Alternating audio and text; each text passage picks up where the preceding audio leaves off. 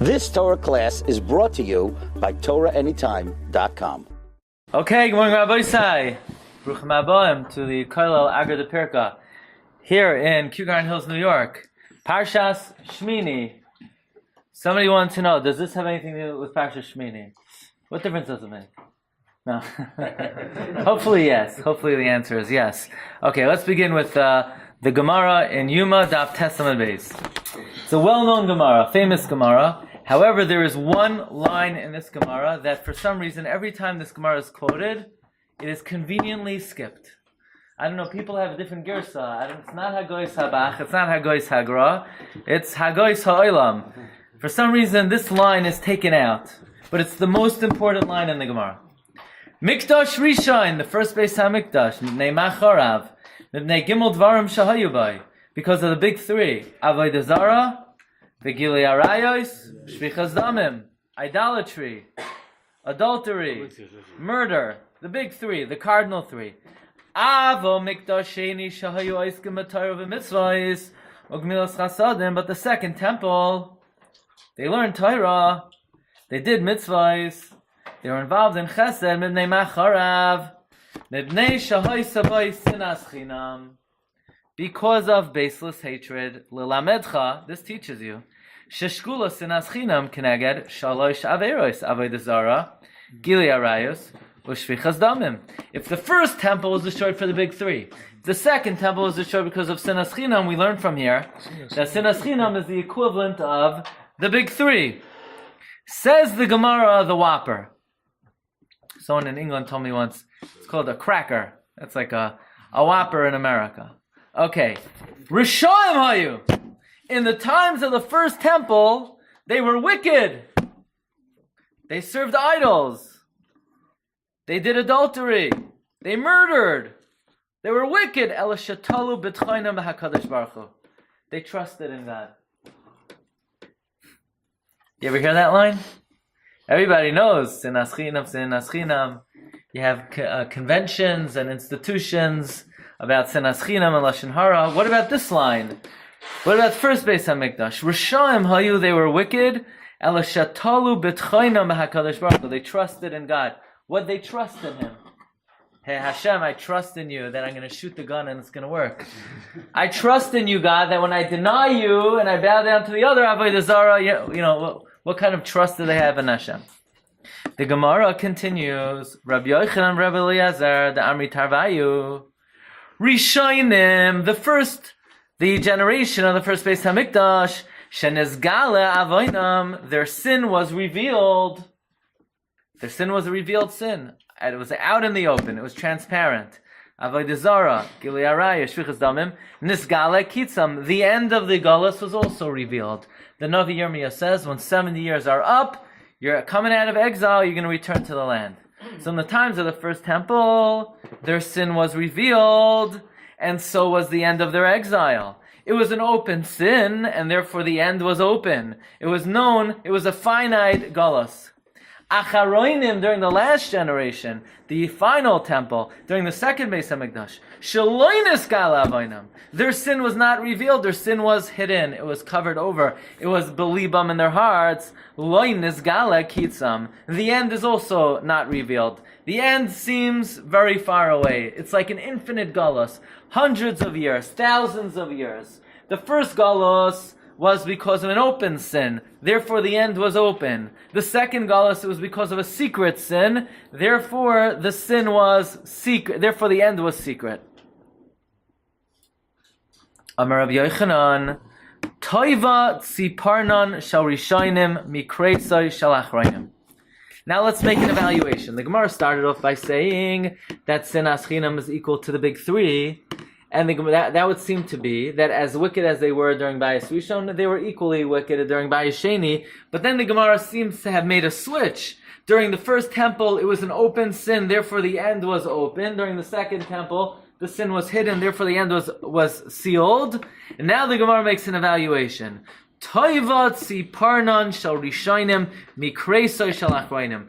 Better was the fingernail during the time of the first temple than the stomachs during the time of the second temple. Better the fingernail in the times of Bayis Rishon than the bellies in the times of Bayis Sheni. What does this mean? The fingernail is the one part of the body that's expendable. It grows and it could be cut. Not only could it be cut, it should be cut. And, there are a lot of people that actually should take this advice very seriously and cut their nails. The Yom Tov is over, Cholamayit is over. Now it is permitted to cut one's nails. So the fingernail is an expendable part of the body. The belly, on the other hand, houses the internal organs, the heart, the liver, the pancreas, all the important organs, the lungs. The belly houses the vital organs. Better is the expendable part of the body in the times of Bayis Rishon than the vital parts of the body during Bayis Sheni. Meaning that the people in the Bayis Sheni do not hold a candle, do not compare, do not come to the toenails, as they say, of Bayis Rishon. In the times of Bayis Sheni, they were much greater. They were much greater. Yes, they were idolaters and adulterers and murderers. And in times of Bayis Sheni, they just had sinas chinam. But at the end of the day, they don't hold a candle to the people of Bayis Rishon. Rish Lakish says, come on, what are you talking about? Just the opposite. During Bayis Sheni, they learned Torah. So Rabbi Yochanan says back, what are you talking about? Bira toichiach. The proof is in the pudding. The proof is in the temple. The temple returned to the first Beis HaMikdash people, and it never returned to the second Beis HaMikdash people. Chazra l'rishonim v'chazra l'achroinim. They asked Rabbi Elazar, Rishonim gedolim or Achroinim gedolim? Who's better? During times of Bayis Rishon or the times of Bayis Sheni? He says, I don't need to answer that question. Tenu einechem bebira. Just look at the temple. Just look at the temple. Ika da'amri. Some say, Amar Lohem, Eidechem Bira. The witness, the testimony is the temple. Just look at the temple, and you will see it returned to the times of the first Beis HaMikdash. It never returned to the people of the second Beis HaMikdash. So what is the Gemara's conclusion? That as bad as they were by Bayis Rishon, and the Gemara says, Risham Hayu, they were wicked, they were far superior to Bayis Sheni. V'haraya, Bayis Rishon, it was a finite galus. Bayis Sheni was an infinite galus. Bayis Rishon, the temple ultimately returned. Bayis Sheni, we're still awaiting it. Marv Rabbi say there are a number of questions on this Gemara. Number one, what does the Gemara mean? They were wicked, but they trusted in God. What does that mean? They trusted in God. What did they trust in Him? What did they have faith in? Doesn't it seem incongruous that they committed such terrible sins and yet they had trust in Hashem? What is the point of the Gemara? Shetalu b'tchayim b'Hakadosh Baruch Hu. Number two, sinas chinam. Are you kidding me? I mean, I know they have the Chofetz Chaim Heritage Foundation, Chofetz Chaim Institution and Convention, and I'm a big fan. And you should go watch all the movies. Very nice. But isn't it exaggerated? The whole thing's exaggerated. Sinas chinam, I don't care how many institutions they make for sinas chinam, it doesn't change the reality. What is the punishment for sinas chinam in the Torah? Nothing. It's what we call alav she'ein boi ma'isa. I have a question. You have one guy who has sinas chinam, and the other guy's wearing shatnez. Could you tell me which one of them is getting malchus? The guy wearing shatnez. Why? Because he did a lav sheyesh by Maisa and he did a lav she'im by Maisa. Who's worse? Somebody who has sinas chinam or someone who eats on Yom Kippur? Someone who's Mishchav Karis. Who's worse? Someone who has sinas chinam or someone who's Mechalo Shabbos? Someone who's stoned to death and someone who's sinas chinam, nothing happens to them. What is the Gemara making a big deal about sinas chinam? What is so bad about sinas chinam? Let's look in the hierarchy of Oinshim. There is no given Oinish in this world for sinas chinam. All of a sudden we come to Yuma, Testament Beis, and the Gemara says, Bayis Sheni was destroyed because of sinas chinam. That's an exaggeration. What's the big deal about sinas? Which birdie told these Tanoim that because sinas chinam is so terrible that it could destroy Beis HaMikdash? If it can't even bring the person punishment, then how in the world could it destroy a temple? Where does it come from, the sinas chinam? What's so bad about it? Why is it so bad? Question number 3. The Gemara says that in times of Bayis Sheni, their Avera was not revealed. Really? So then how do we know about it? Then how does the Gemara say they had sin? What does it mean? Lo nisgale avoino. It was not revealed. How was it not revealed? So then how does the Gemara talk about it? Apparently it was revealed. Look in Josephus, look in Yosiphon. Clearly this is something that is mentioned over there about the Sinas Chinam in times of Bayesheni. In fact, we'll see in number 11, in the first paragraph, Josephus is full of describing the Sinas Chinam that existed during Bayesheni. By the way, there was murder in times of Bayesheni also. So what's the difference between Bayis Rishon and Bayis Sheni? Okay, these are some of the questions on the Gemara in Yuma, Tes Amud Beis. Let us take a look, Rabbi Isai, in Kedushin Lamed Amud Beis. Tanu Rabbanan, Kasha Yetzer Hara. The Yetzer Hara is Kasha. He's a tough guy. He's shver. How bad is he? Sha'afilu Yotzroi Karoira. Even the Creator called him bad. Shenemar ki yetzer lev ha'adam raminu urav. The evil inclination is bad from the time one is young. The Yetzer Hara is so rotten that even the Creator calls him bad. Could someone tell me why does the Creator call him bad? What's bad about the Yetzer Hara? He's just doing the job. I mean, at the beginning of, imagine, you wrote a play, and you have different actors in the play, and the main character is some sinister villain. Now, would the producer of the play say, "You're a really bad person"? No, you're actually a great person. Actually, most people who are coming to the play and paying money is because of you. So you're a very nice person, acting and impersonating a bad character. Why would the Creator call him bad? Rebbeinu Shalom was giving out jobs in the beginning of the world. He gave somebody the job of Yetzer Tov. He gave somebody the job of Yetzer Hara. Why would the Creator call him? He's not bad. He's just doing the job. What is so bad about him? Not only that, Rabbi said, take a look in the Gemara on Sukkah, Nun Beis and Beis. Tana Dvei Rabbi Shmuel. Im paga b'cha menuvel zeh. If this despicable, disgusting, loathsome, filthy, rotten scoundrel gets a hold of you, mashchei lebeis hamedrash, draw him into the Beis Medrash. Im even hu nimuach, if he's a stone, he'll dissolve. Im barzel hu mispoitzeitz, if he's iron, he'll shatter. So one question: why are we giving this Yetzer Hara such a bad name? I mean, it's really not nice. It's really not nice. It's not refined. It's not really a nice thing to call him.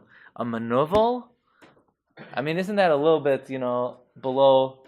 Come on. Why is he such a manuvel? He's just doing his job. He has a task in this world. In fact, when Hashem created the Yetzer Hara, it says, "Vayar Elokim es kol asher asa v'hinei tov ma'od." Tov is the Yetzer Hara. God called him good. And here Chazal are saying, first God called him bad, and then we call him disgusting. He's a manuvel? I mean, who do you call a manuvel? I mean, manuvel is the lowest possible name you could call anybody. Why is he a manuvel? He's a very respectable entity that's doing the job of the Creator. Without him, there'd be no purpose in living. There'd be no schar v'oinesh. There would be no challenge in life. Life wouldn't have any flavor. We need the Yetzer Hara. He's not a manuvel. He's doing the job. That is question number 4. Or actually question number 5. Question number 5. What does it mean they place their trust in Hashem? Why is Sinas Chinam so terrible? How is Sinas Chinam not Nizgala? It was pretty revealed. There was murder also during Bayesheni. Why is the Yetzer Hara called Ra, and why is he called Menovel? That's 6 questions. Can you imagine? You see, on Pesach he had 4 questions, and that was just getting revved up for the Shiur. Okay. Then finally the Gemara continues. Look at number 4. Kidid Darash Rabbi Yehuda, like Rabbi Yehuda darshaned. La'asid lava, in the future, the day will come.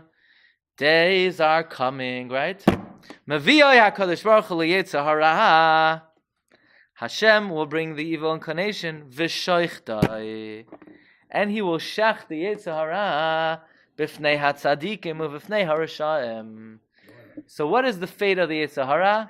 Shchita. Hasidish shchita, Litvish shchita, we don't know. But a shchita nevertheless. Why will God shech the Yetzer Hara? Okay, we don't need him anymore.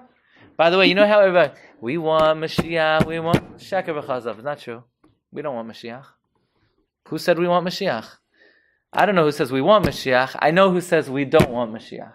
Shlomo HaMelech. Shlomo HaMelech calls Yimais HaMashiach Yamim Asher Ein Bahem Chayfetz. Days that we don't want. Meaning Shlomo HaMelech has a song, we don't want Mashiach, we don't want, right? Why? Why? Again, I can only tell you what the Torah says. I can't tell you anything else. Shlomo says, why don't we want Mashiach? Why are Mashiach Yamim Shemehem Chayfetz? Because once Mashiach comes, there's no more Schar Ba'inish. Everyone's going to jump on the bandwagon. And everyone's going to say, oh yeah, Shacharis, all of a sudden, Shacharis is going to be packed, not by Baruch Hu, already before people are going to have their tefillin on, before the davening starts. And Agrid the Pirko is going to be standing room only. Everyone's going to jump on the bandwagon. And then there's not going to be Schar Ba'inish. There's not going to be any point. The whole challenge in life is lost. And therefore, Shlomo HaMelech says, we don't want Mashiach to come. So why do we daven for Mashiach? It's not good for us. It's good for the Rebbeinu Shalom, for Kavod Shamayim. But for a Yid, if you live in America in 2018 with the biggest all-time Yetzer Hara, you're very lucky. You get more schar. You get more schar. We don't. Mashiach is not for us. Mashiach is for HaKadosh Baruch Hu. Again, I'm not telling you my opinion. I'm telling you the opinion of Shlomo HaMelech. Be it as it may, when Mashiach comes, HaKadosh Baruch Hu is going to take the Yetzer Hara and shech the Yetzer Hara. I don't understand. If you're a boss, let's say you have an accounting firm, and somebody reaches 80 years old, what do you do to them? You shech them? Right? They're ready to retire. So what do you do to them? You shech them? Or let's say you have a worker, you don't need him anymore. So now what? You take out a shechita knife? Is that how you dismiss somebody? Look, right? What's going on over here? I mean, the Yetzer Hara has been working hard for God for a very, very, very long time. So, give him the pink slip. Say, you've done a good job. We don't need you anymore. You're going to get a pension. We're going to give you a gift. We'll give you a plaque. We'll inscribe your name. We'll have a testimonial dinner. And, adios. But why the harsh shechita? Why do we have to shech the Yetzer Hara? Why are we shechting him for? So send him off to pasture. Or, I have a better idea. What do you do with a rabbi? So you get an assistant rabbi, right? That's what you do. So get an assistant Yetzer Hara. That's how you get rid of him, So the same thing. Why do you have to shech the Yetzer Hara? Why do you have to shech the Yetzer Hara? Just tell him to retire. Tell him to retire. It's the last verse in Chad Gadya. So, yeah. What's going on anymore? Phase him out slowly. Phase him out slowly. Another Gemara. That was question number 7. Gemara in Eruvin Daf Yotes. Let's talk about a big Rasha. This guy, he never did anything his whole life. Never did any mitzvahs. His whole life just full of averos. Full of averos. And it's his last day. And the Yetzer Hara, the Malach HaMavos comes. He takes him up to the next world. The Malach HaMavos grabs him by the neck. And the guy's expecting to go, to a good place.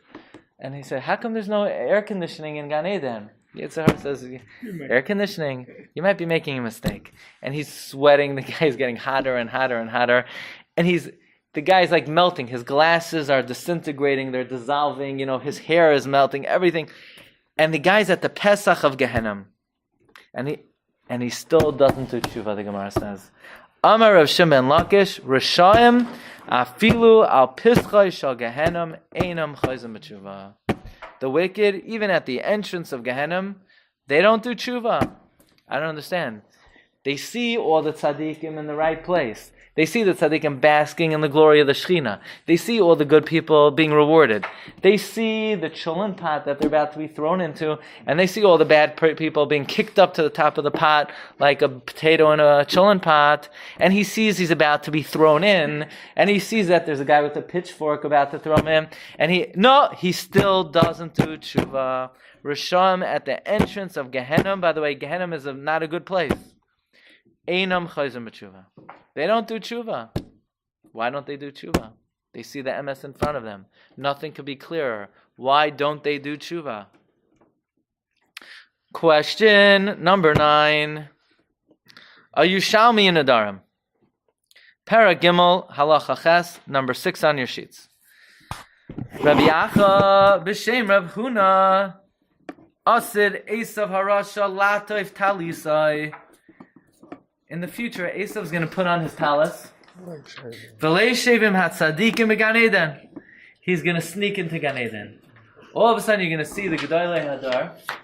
You know, they're sitting there, tzadikim yoshvim, v'atrosem, v'rashem, the nenim yizav Ashchina, and there's a guy there who doesn't look so familiar, a guy with a red beard, you know? He's a, whoa, who's that guy? Esav Harasha! He's sitting there. No, Esav. Yeah, not really red, not blondish, right? Okay? Began Eden, la'asid lavoi, v'hakadosh baruch hu gairoi. Hashem's going to drag him out. Umaysiyai misham. My timer. Im tagbia kaneshar. V'im bein koichavim simkinecha. Misham ayridcha no'am Hashem. If you raise yourself up like an eagle, and if you place yourself among the stars, from there God will bring you down. Who are the koichavim? The tzadikim. Like it says, umatzdike harabim k'koichavim la'olam va'ed. So let's just picture the scene. You have all the Rishonim, all the Achronim, all the Rosh Yeshiva, the Nevi'im. They're sitting there in Gan Eden, and there's this guy, you know, with the talis, Iber, and cup, and who turns out, who is he? He's an imposter. He's Esav, and God has to drag him out. How come nobody else noticed him? None of the Achronim, you know, none of the Achronim said, "Hey, who is this guy?" You know, none of the Rishonim. None of the Amoram noticed that Esav. How did he sneak into Gan Eden? I mean, what kind of ID did he use? How did he forge the ID? How did the bouncer didn't chap this as Esav? You have all these people. They look like big tzaddikim, and Esav got right in there. Only God was able to kick him out. What's pshat over here? Take a look at number 7. Vayivasar Yaakov levadai. Yaakov was left alone. Vayeyavik ish imai. Esav wrestled with him. Ad aloisa. Continue. Very good. Ad aloisa. Yaakov remained alone, and a man wrestled with him. Who is this man? The Sarai Shel Esav, the Yetzer Hara. And here's the $1 million question. What does the Yetzer Hara look like? How does he dress? What is the lavush of the Yetzer Hara? Changes. Says the Gemara in Chulin Daf Tzadi Aleph, Reb Shmuel bar Nachmeni Amar, Ka'oived koichavim nidmelai. He appeared like a guy. So the Sarai Shel Esav, he was wearing a tank top, and he had tattoos and piercings. He looked like an oived koichavim. Reb Shmuel bar Acha kamed Rabam Zed Rabbi Amar, Ketalmid Chacham nidmelai. No. That's not what Esav looks like. Esav looks like a groiser Rosh Hashiva. He has a langa beard. I won't get any more specific. He's black and white, you know? He's wearing a rekel. He's wearing a... I'm not going there, okay? He looks like he could be on a very high-level board of great rabbis. He looks like a Talmid Chacham. He looks like a tzaddik. So apparently Esav has two. It depends on the day. Sometimes he looks like a Rasha, and like an Oived Koichavim, and like an Oisvarf. And according to others, no. He looks like a Talmid Chacham. He looks like a tzaddik. He looks like a Groisa Mensch. What is the meaning of this? So let's come to this week's Parsha. Parshas Shemini. And this week's Parsha, we talk about the animals that you're allowed to eat. Right? People get very excited. Which restaurants I'm allowed? It's the Parsha of which restaurants I'm allowed to eat in. And the truth is, the Torah only mentions 4 animals that you're not allowed to eat. In order for an animal to be kosher, it has to have simanim. It has to chew its cud. It has to be gara yigar, and it has to have split hooves. Mafris parsa. It has to have split hooves. And the Torah only delineates 4 animals that have only 1 siman. Who are they? The gamal, the shafan, and the arneves. The gamal is a camel. The shafan, we probably don't even know, some type of hyrax, whatever that is. It's always good to translate a word that you don't know what it means with another word that you don't know what it means. I don't know about It's a that. him. It's a him. Yeah, or Arneves, an Arneves. So all these three animals chew their cud and do not have split hooves. What? These three animals chew their cud but do not have split hooves. And then there's one animal, a special animal. That's the only animal that we know of that has split hooves and does not chew its cud. And that animal is what? The Chazir. Fine, very good. So you have graduated 3rd grade Chumash. Excellent. Now let's go beyond that. Says the Medrash, these 4 animals are a mashal, are a parable, are an allegory to the Dalet Goliaths, the 4 exiles. Each one of these animals is analogous to one of the 4 Goliaths that the Jewish people have endured. The Gamal, says the Medrash. Moshe Ras HaMalchios Be'isukan. Moshe saw the Malchios in their success. The Gamal is Bavel. The Gamal is Bavel. Shenemar, Ashrei she'yishalim lach gemulech shegamalt lanu. It says, Bas Bavel hasheduda. Fortunate are those who paid its recompense that they did to us. Gemulech, a lashon of Gamal. Bavel is the camel. Shafan is Madai. Just like the Shafan has Simone Tumah and Simone Tara, Madai had good kings and bad kings. Koresh was a good guy. Daryavish was a good guy. Achashverosh, he's a bad guy. Arneves is Yavan, Greece. Why? Because the mother of Talmai, her name was Arneves. Sound familiar? The mother of Talmai, her name was Arneves. Sound familiar? No, because the Gemara Megillah says the wife of Talmai's name was Arneves. So it's a machlokes between the Medrash and the Gemara. The Chazir, says the Medrash, is what? Edom, ultimately. The Gemara in the end, we're going to go with Edom. Why? The Chazir, when it crouches down, it sticks out its hooves, and it says, I'm tahar. So to Edom. They are arrogant, and they steal and they rob, but they make believe that they wear nice suits, and they dress well, and they make believe they're civilized and decent, but on the inside, they're corrupt. Like the Medrash says a story, there was a judge in Edom who would kill Ganovim, kill adulterers, kill sorcerers, and then he would bend down and tell his assistant, by the way, I did the same thing last night. That's Edom. They're guilty of all the crimes, but they act on the outside as if they're good. Okay. Then the Gemara says another pshat. Gara, which is chewing their cud, is a lashon of garain, the throat. The first 3 umais, the first 3 exiles, as evil as they were, at least at the end of the day, they praised HaKadosh Baruch Hu. For example, Nebuchadnezzar, Chazal say, whatever David said his whole life, Nebuchadnezzar said in one sentence, Ana Nebuchadnezzar mishabeach meroimim umahader. Mishabeach, David says, Shabachi Yerushalayim es Hashem. Meroimim, David says, Aroimim Hashem. Mahader, Hashem lekai godat moed hoid v'hader lavashta. So Nebuchadnezzar, at the end of the day, at least he praised Hashem. And the Shafan, which is Madai, praised Hashem. Koyamar koiresh melech paras. And the Arneves Yavan praised Hashem. Alexander Moikdom, when he saw Shemonat Tzaddik, praised Hashem. But the Chazir, Edom, not only is it not Mekalei as HaKadosh Baruch Hu, it blasphemes, it defames HaKadosh Baruch Hu. And another pshat, says the Gemara, Geira is a lashon of Geirim. Tzadikim are called Geirim because they don't treat this world as permanent. This world to them is temporary. The first 3 umais were Geirim. They raised up Talmidei Chachamim. How's that? Bavel. And Nebuchadnezzar raised up Daniel. Madai raised up Mordechai. Yavan raised up Shemonat Tzaddik. But Edom, not only is it not Megadel Tzadikim, they killed Tzadikim. By the way, we learn a very important lesson from here. Think about it. None of these 4 Golios, none of these 4 Malchios were Tzadikim. They were all rotten to the core. But ultimately, at the end of the day, Bavel, Madai, and Yavan have a good reputation. Why? They treated Talmidei Chachamim well. Edom are a bunch of pigs. Why? They didn't treat Talmidei Chacham well. Sometimes a person could be mamish a rasha marusha, But if they're Mechabe Talmidei Chachamim, that could be the redeeming quality. And on the other hand, you could have somebody who's a Grois Tzaddik, but he's not Machshav Talmidei Chachamim, vice versa.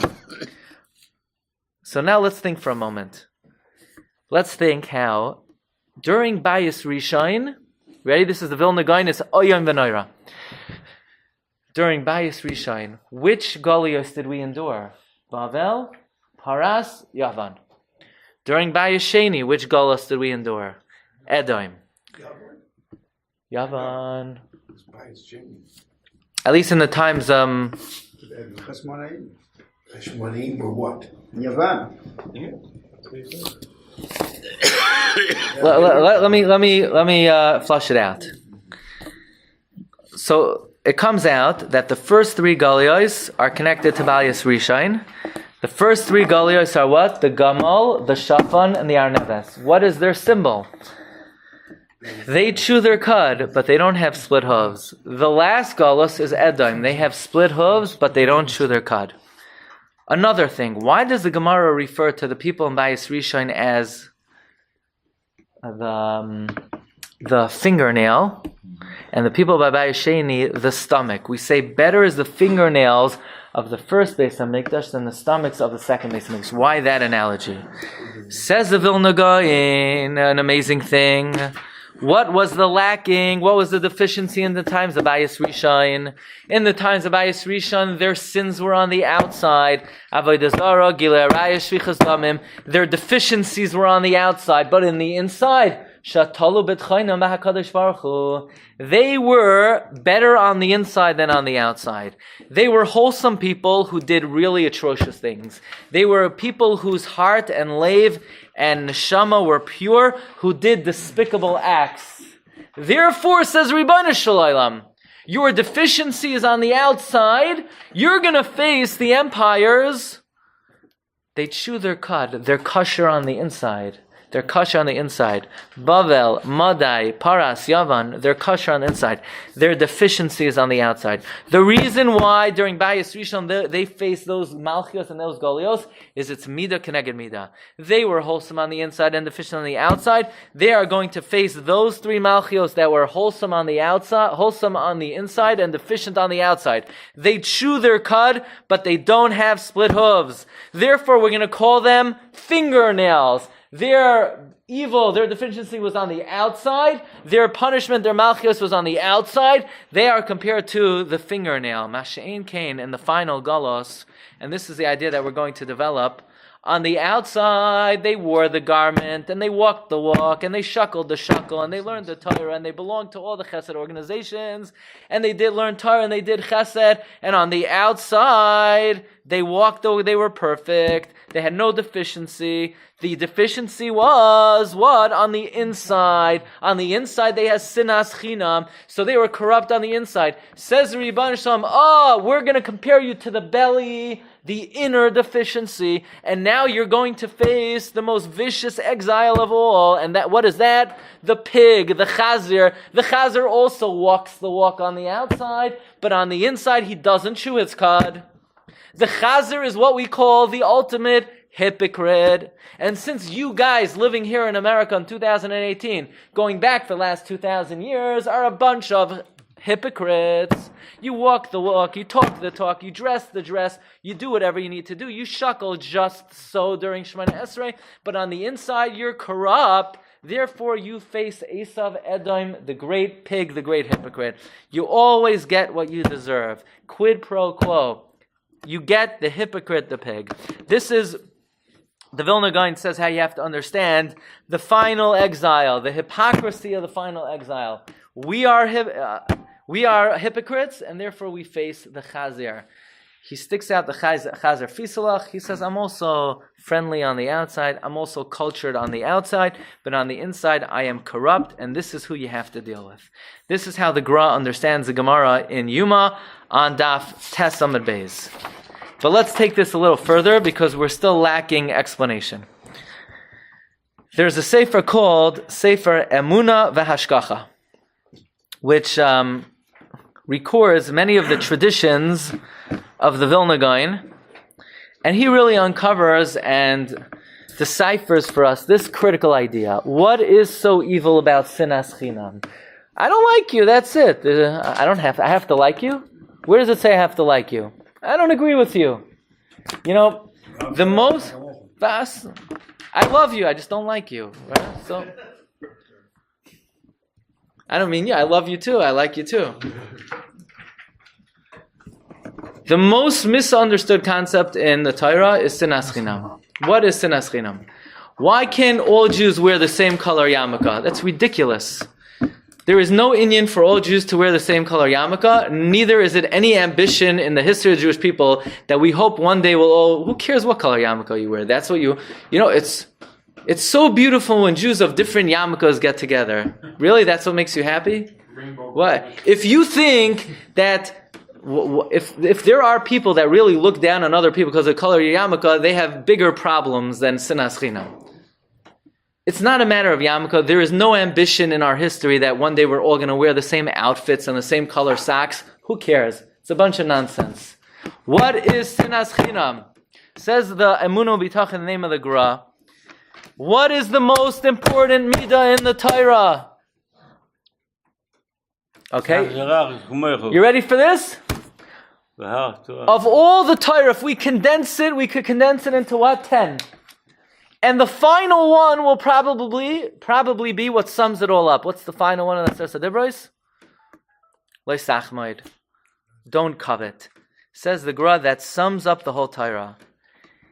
Don't covet. If you don't have something that somebody has, now what? Now what? So many people react, oh, he got that aliyah. If not for him, I would have got the aliyah. And now he took the aliyah away from me. He's a ganav, a gazlan, and oisfar. And the guy who's upset is a kaifer be'ikar. He's a kaifer be'ikar. Why are you upset at the guy? This guy's making more money. He took away my customers. He took away my business. If not for him, I would be making more money. He stole from me. Maybe he stole from you, but you're a kaifer be'ikar. You don't believe that on Rosh Hashanah God decreed how much money you're going to get, how much coverage you're going to get, what your financial status is going to be, what amount of respect you're going to get this year. Lo yisachmoid is the key to kol haTorah kula. Says the Gra here, asiris shebaseres hadibros shkula kekulam. The most important midah in the Torah is the midah of histapkus. Just be satisfied with what God gave you. God gave you this job. God gave you this spouse, these children, this home. Hashem gave it to you. So what, you think somebody took it away from you? Well, you're a koifer. You're not purest. The most important midah in the Torah is histapkos. Be satisfied with your lot.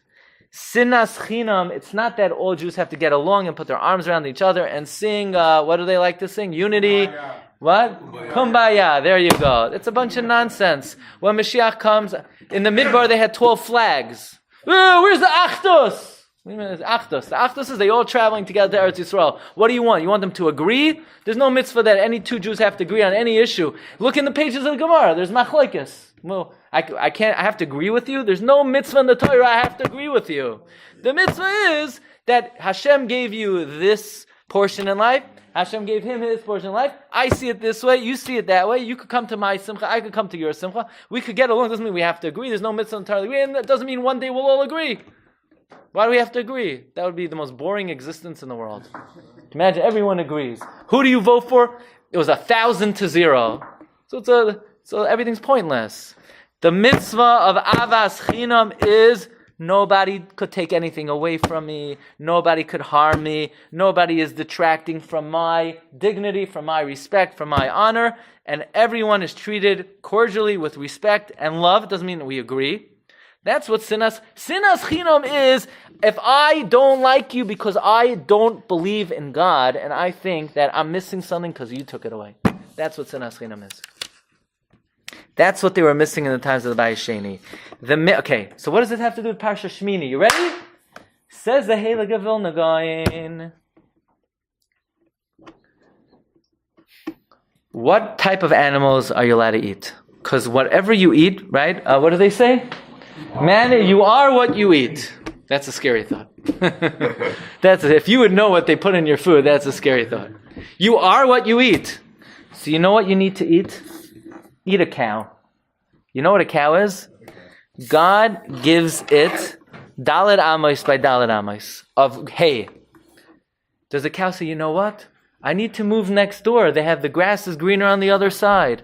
Or you know what? The chicken has better food. Is the cow always looking like that? You ever see how people eat? They're looking at the other guy's plate. Just enjoy your plate. His piece of meat is bigger than yours. The guy can't. The cow says, these 10 pieces of grass is what God gave me.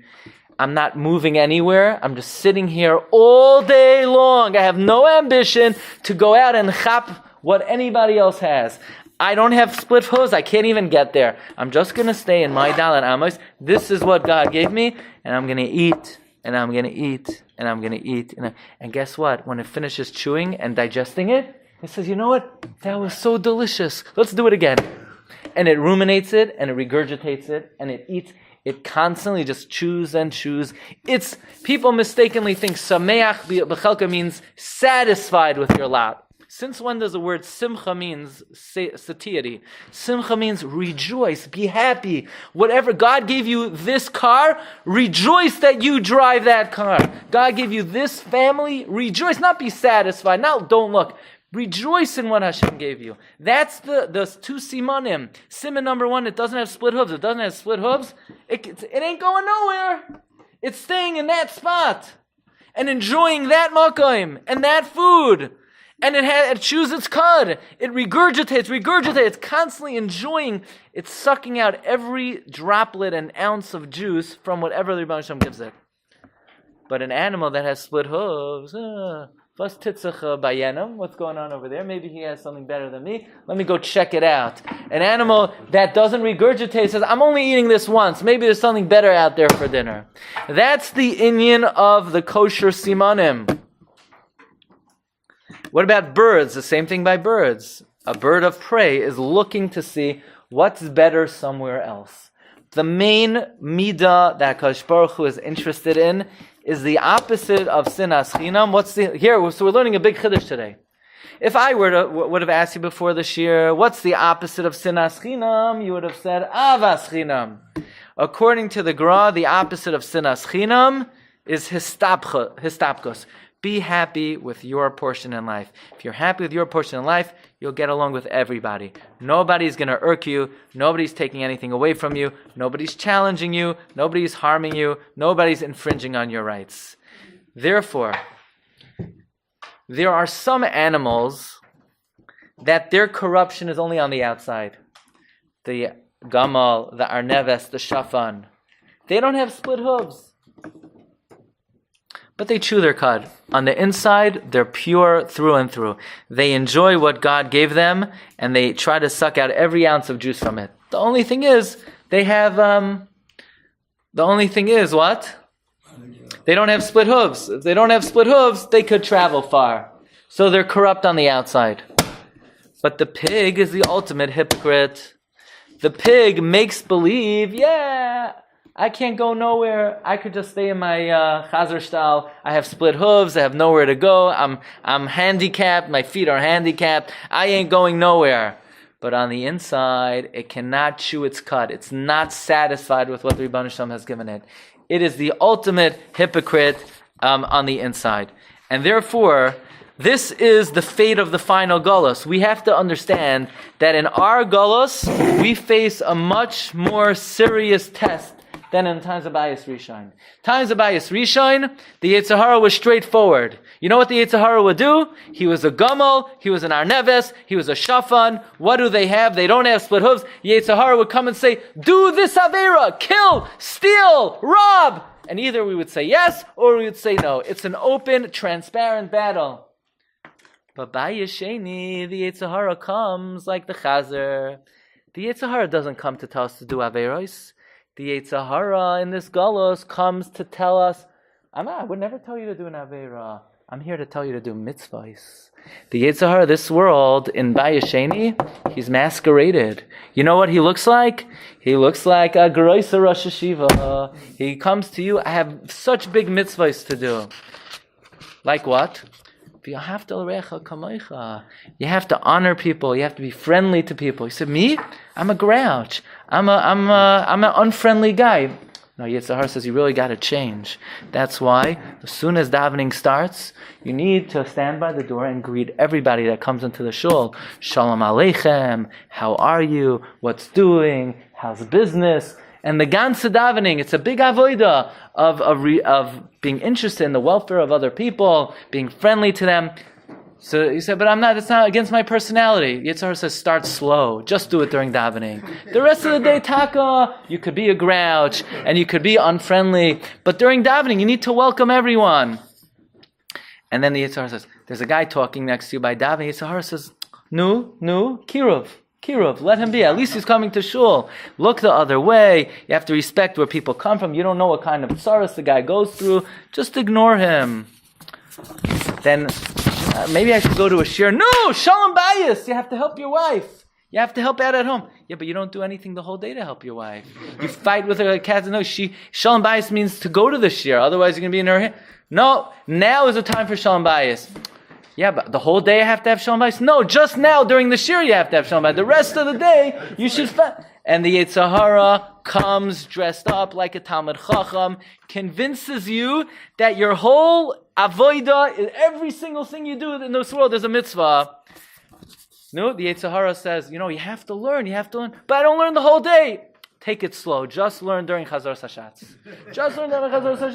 That's, so... And the guy comes up la'achar me'av esrim shana, and he thinks he's mamish, a goy melchas chesed, and he's a shalom bayis guy, and he's a loymei Torah, and they're taking him to the hot place, and it's getting hotter and hotter and hotter, and the guy is not doing tshuva. You know why he's not doing tshuva? Because you can't do tshuva for a mitzvah. You can't do tshuva if you think you're a big tzaddik. And not until he's thrown into the fire does he realize, I duped myself. George Bernard Shaw said, when it comes to self-delusion, every man is a genius, right? But the truth is not true. It's not every man is a genius. It's the Yetzer Hara is a genius. The Yetzer Hara seduces, not Bias Rishon. Bias Rishon, it was a transparent battle. Yetzer Hara says, do an Aveira, adar ya, adar nisht. Now the Yetzer Hara is a different entity. He's a chazer. He dresses up like a Talmid Chacham, and he has so many mitzvahs for a person to do. The ganze Tag. Yetzer Hara gets you to wake up early in the morning to do what he calls mitzvahs the whole day. Take a look at number 12. Says the Mesilas Yesharim, says Ramchal, Toshes choshech v'hi laila. God places darkness and it's night. God places darkness and it's night. That's this world, that's like the night. Says the Mesilas Yesharim, understand how wondrous this statement is. The darkness of night could cause a person to make two mistakes. Either it blinds the eye, that the eye doesn't see what's in front of it at all. So you're walking down the street, and there's a pit. But it's so dark, the person doesn't see the pit. That's one type of blindness. But another type of blindness that the night causes is that there's a bandit, there's a robber, Chazram, headed toward you, but you think it's a pole, you think it's a light post. Or you think it's a robber and it's only a lamppost. So too, says Mesilas Yesharim, there are two blindnesses that the Yetzer Hara causes. The first one is, he doesn't let you recognize that what you're about to do is an Aveira. Here you have a chevra. They're sitting by Shalashudis. Should I go hear the Rav speak, or should I go talk to my friends? Should I go?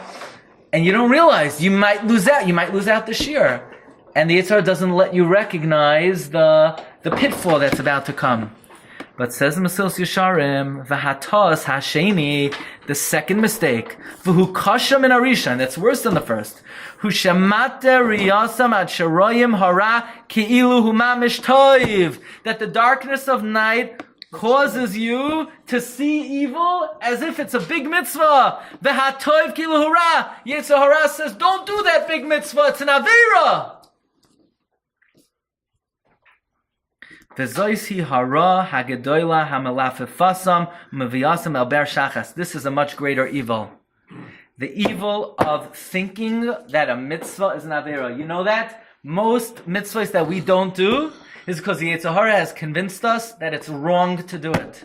Most averos that we do, we don't know about it because the Yetzer Hara has convinced us that it's a mamish mitzvah gedola. A person could go up to Shamayim thinking he has millions of mitzvahs that he's going to be rewarded for, and kulam are averos chamuros.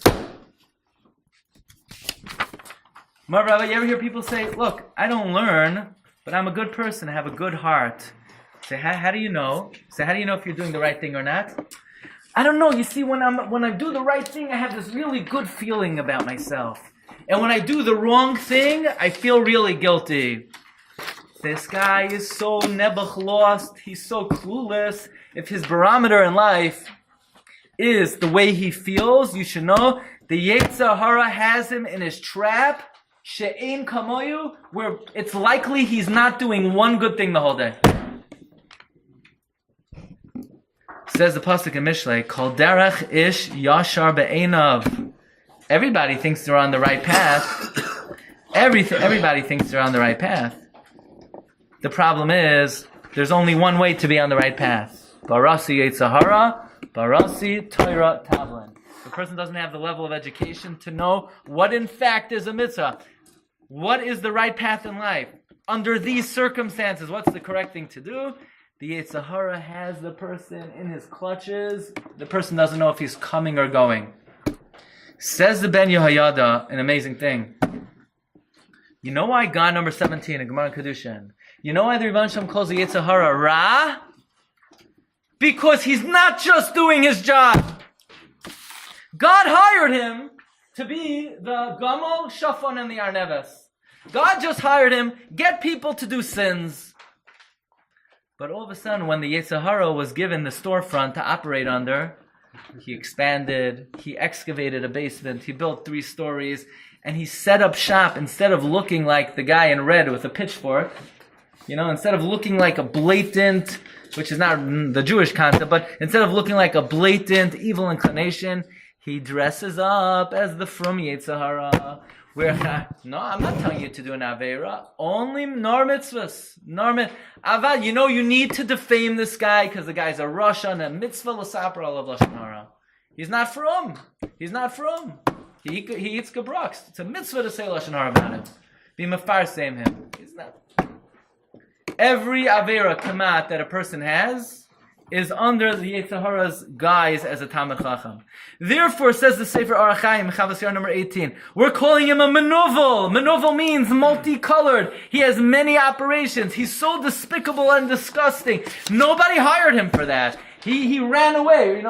It's like Frankenstein. He created a monster. He was just hired for a specific task to be transparent, and he took it to the next level. He's Ra. He's a menovel. My Rabbi Sai says the Sefer Pekudas Elazar, number 23. We're going to come back in a moment. From Rabbi Elazar HaKohen Kahanav. Rishayim, even at the gate of Gehenna, they don't do tshuva. Why don't they do tshuva? Why aren't they doing tshuva? Because even though it's getting hotter and hotter, they can't even acknowledge the fact that they're Rishayim. They think they're tzaddikim. They think they're Talmidei Chachamim. They don't realize that the whole time he said, "There's a mistake over here. I'm a God of Yisrael. I'm a tzaddik hadar. You're taking me to the wrong place." They don't even do tshuva as the fires are getting hot. They're so duped. They're such hypocrites that they fool themselves.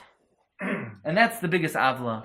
The biggest avla is that they're not even honest enough with themselves to realize how much Yetzer Hara has duped them.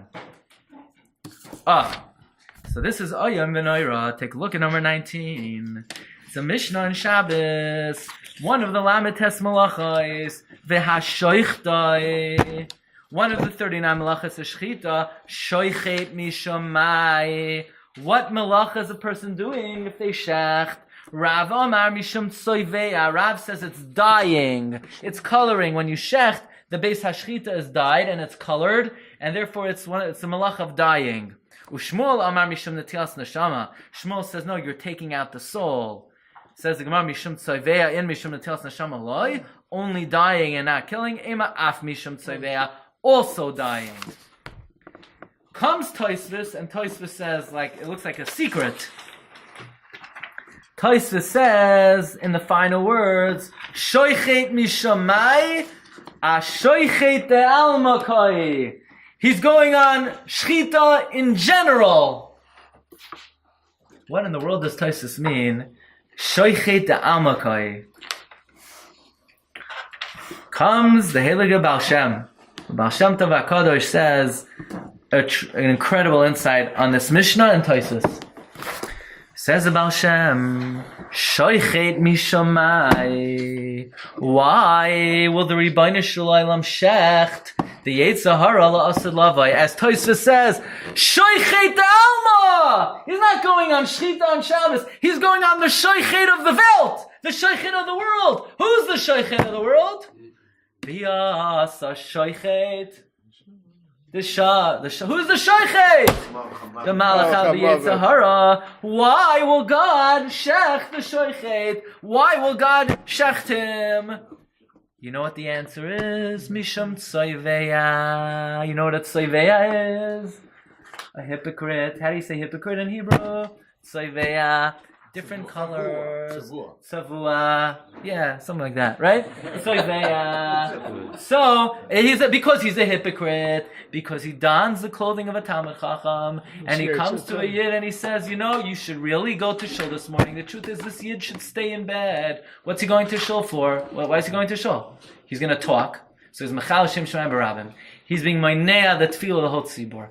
He's only listening to the drasha to speak Lashon Hara. He's better off staying in bed, and the Yetzer Hara comes, guys, no, you gotta come early to shul. Zrizim makdimim la'avera. Every step the guy took to the shul, he's gonna be punished for. That's why the Rebbeinu Shalom is gonna shech the Yetzer Hara. Because the Yetzer Hara is dressed up like a hypocrite, Umishum netilas neshama, and after he fulfills his role as hypocrite, he takes out the soul of the person. That's the operation of the Yetzer Hara. First he's tzoveya, and then he's noitel neshama. That's the side of the Gemara that shoichet mishamai, as Tosfos says, what? Ashoichet da'alma koi, mishum tzoveya, umishum netilas neshama. Says the Heilige Avnei Nezer. Look at number 24. There are two types of Yetzer Hara. There's the Yetzer Hara he seduces a person on a simple way. The person knows it's asur, but he seduces him that, do it anyway. You know what? The truth is sometimes the Yetzer Hara gets us like that as well. We know it's asur, but still Yetzer Hara tempts us.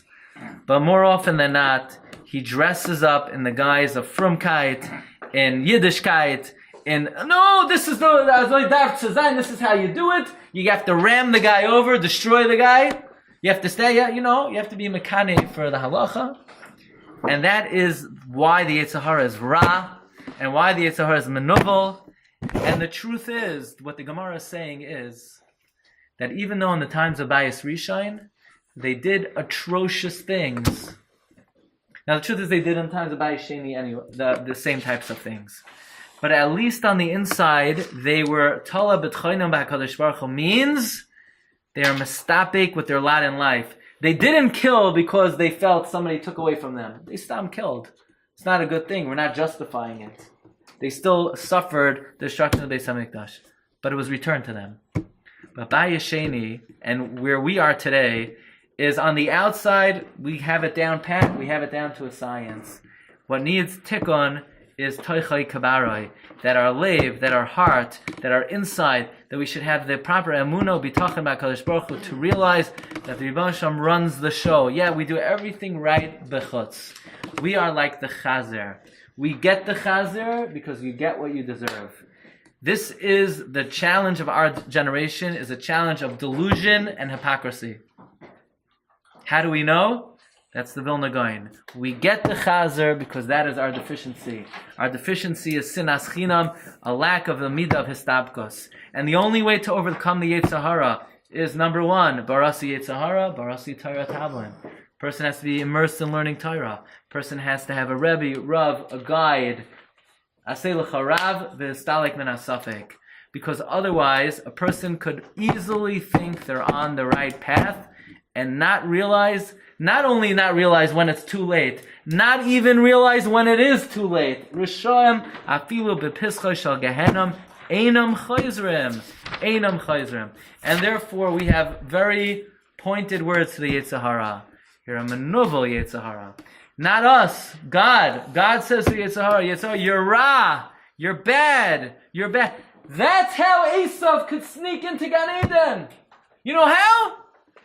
Because nobody would know the difference. Esav could walk into Gan Eden and he could stand right up there with the greatest of the sages, and people would all stand up and say, Kvoid Harav.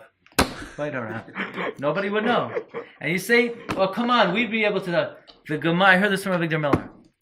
The Gemara tells us that in the times of the Tanoim, a Bas Kol cried out and said, there's somebody here who the Shechina could dwell on like the greatest of all time. And they looked around, they said, who?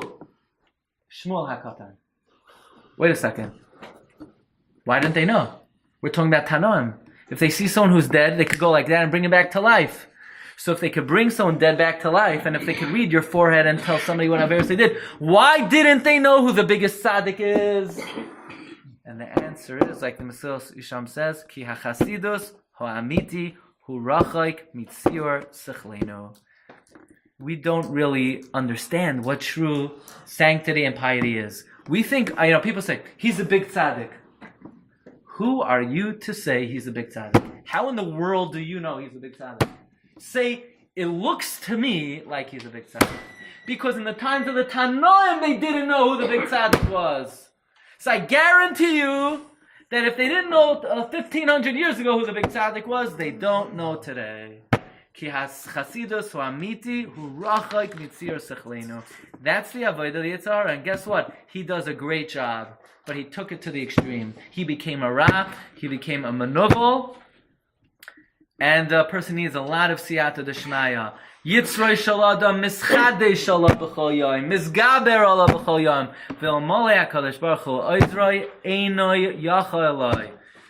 We think, I have this game down. I have this roll down. There's a Yetzer Hara, and I'm pretty good.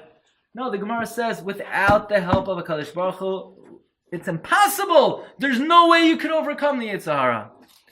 So that's the avodah of realizing that we face a different kind of galus and a different kind of enemy. The enemy of the chazir, who we don't even recognize as the Yetzer Hara. So we hope Rebbeinu Shem gives us siyata d'shmaya in our battle with the Yetzer Hara and gives us siyata d'shmaya to go on the right path. Shkoyach. You've just experienced another Torah class brought to you by TorahAnytime.com.